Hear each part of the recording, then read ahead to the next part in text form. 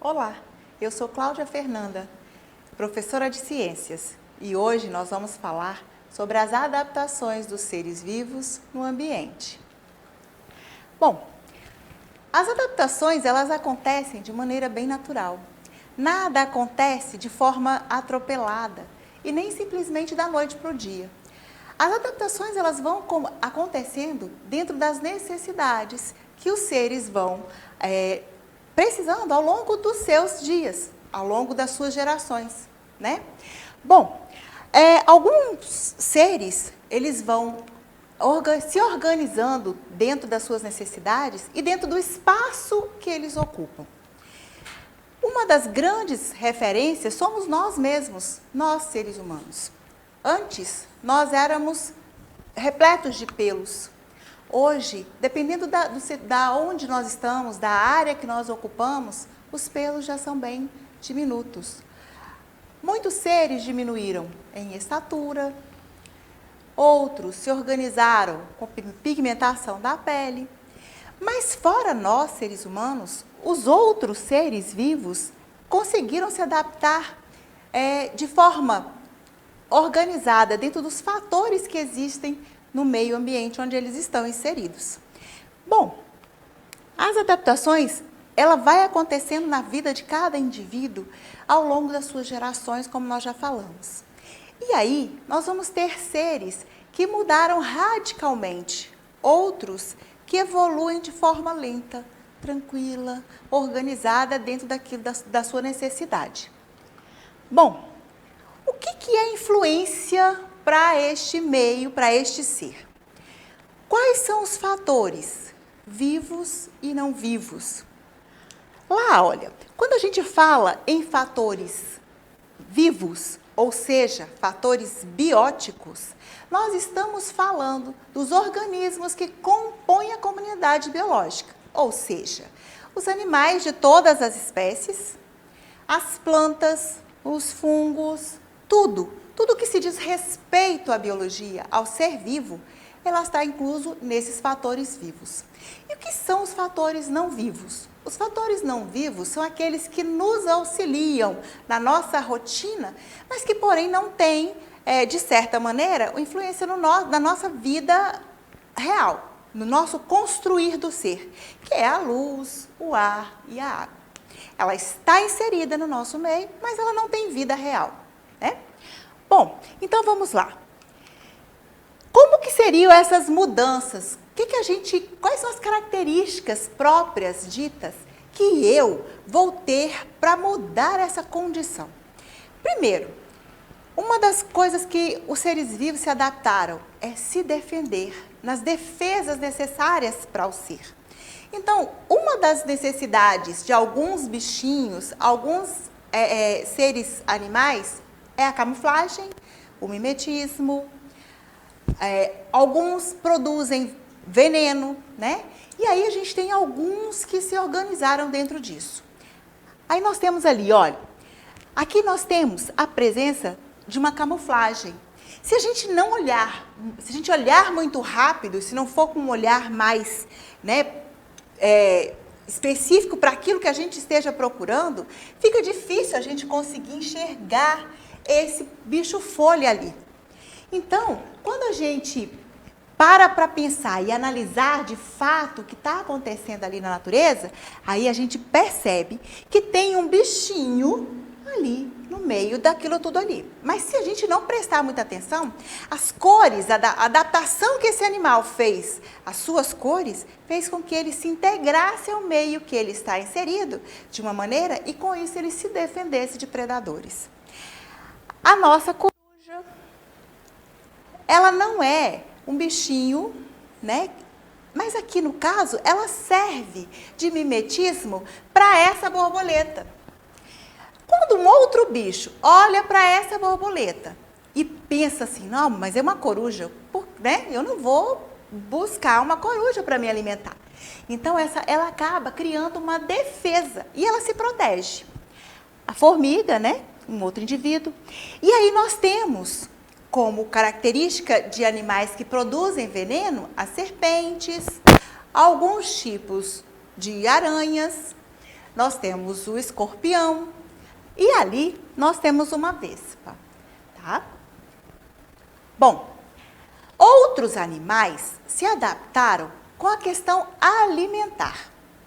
Como assim? Por exemplo, os pássaros. Cada pássaro, ele tem um formato de bico. Por que essa necessidade? Por que todos não podem ter o bico do mesmo tamanho, com a mesma forma? Porque nós temos pássaros que se alimentam de diferentes maneiras.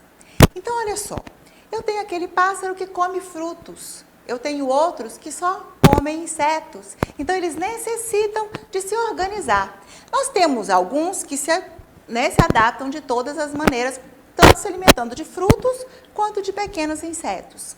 E aí, eles vão se organizando. Então, nós temos, por exemplo, o pelicano. O pelicano, ele vai com o bico em forma de rede na água para buscar a sua pesca. Nós temos alguns que são insetívoros, nós temos outros que são frutíferos. E aí, cada indivíduo, dentro da sua espécie, dentro das suas adaptações, eles foram se organizando. Bom, outra coisa que nós também podemos observar é o formato dos dentes em alguns felinos. A maioria tem a presa bem protuberante, bem para fora. Por quê? Por que essa necessidade de ter uma presa mais avantajada? Porque são animais que são carnívoros e que precisam de estar rasgando o seu alimento, né? Para que ele consiga se alimentar de forma mais adequada. Por exemplo, nós temos o tamanduá.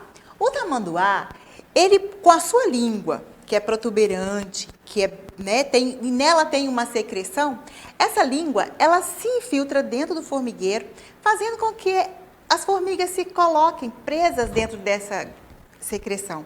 E aí ele consegue tirar um grande número de formigas de dentro desse formigueiro e se alimentar.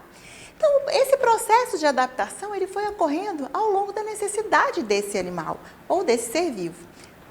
Bom, temperatura. Nós já falamos de mudanças fisiológicas, nós já falamos de hábitos alimentares, e aí agora a gente vai falar um pouquinho de como que acontecem essas mudanças dentro das temperaturas. Como que fica um animal que morfologicamente tem que ter um visual para que se organize dentro de um espaço aonde é muito frio, aonde ele vai ter presença de gelo, né? Então, como que vai se organizar esse animal? Se ele for um animal marrom, preto, bom, será que vai ter alguma mudança? Será que isso vai facilitar ou não vai facilitar? Se esse for um animal magrinho, um animal que não tem uma quantidade de gordura necessária para aquecer esse corpo, se é um animal que não tem muito pelo, que não tem muitas penas, como que vai ser? Qual é a organização desse animal para que ele consiga se adaptar a esse meio e fazer com que ele sobreviva de maneira tranquila? Ali a gente tem alguns exemplos. E aí nós vamos ver. O urso, por exemplo. O urso polar, além do pelo branco, que nem é muito branco, às vezes já houve algumas pesquisas dizendo que é uma reflexão dos nossos olhos, né, dessa claridade, para o pelo dele ser tão branquinho, mas é justamente esse processo de adaptação que ele trouxe para ele, como defesa, né? Porque ele se mistura no meio da neve e quando ele está ali misturadinho, é difícil de um outro predador o encontrar.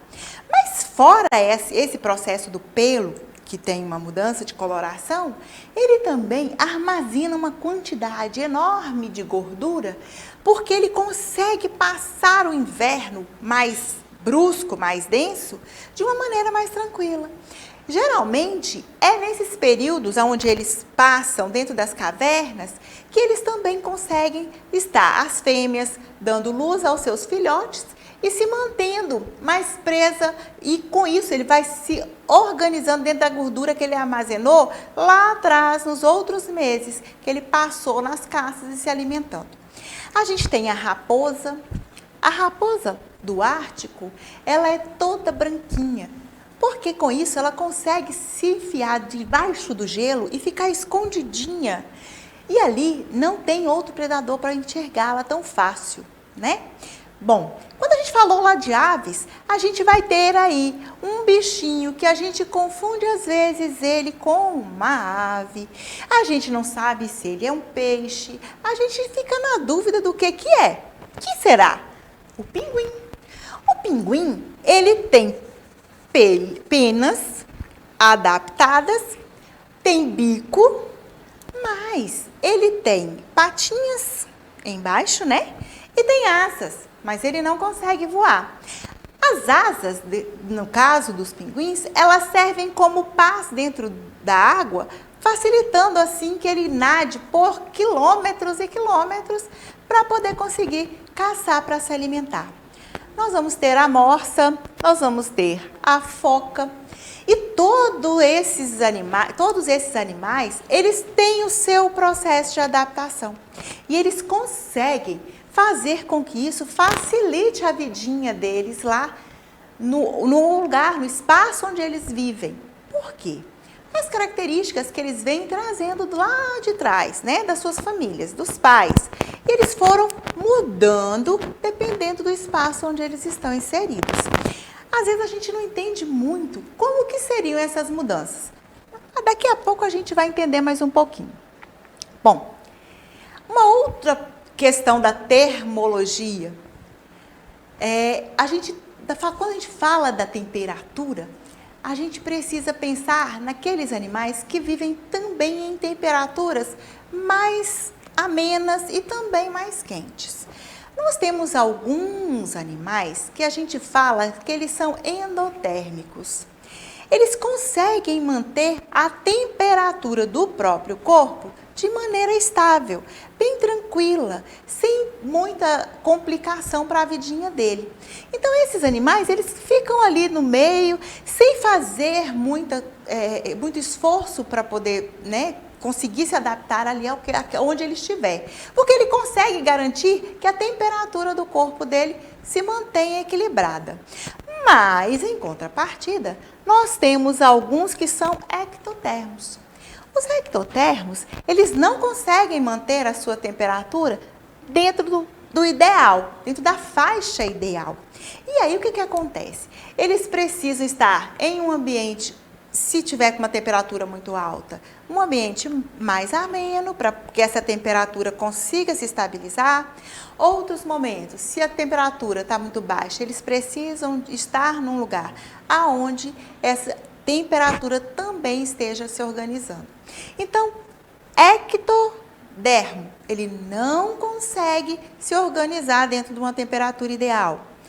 Endotermo, ele consegue fazer com que o seu corpo se estabilize. Você consegue pensar em algum ser vivo que seja endotermo? Consegue? Bom, quando a gente fala lá dos endotermos, nós estamos falando dos mamíferos, das aves, de nós próprios.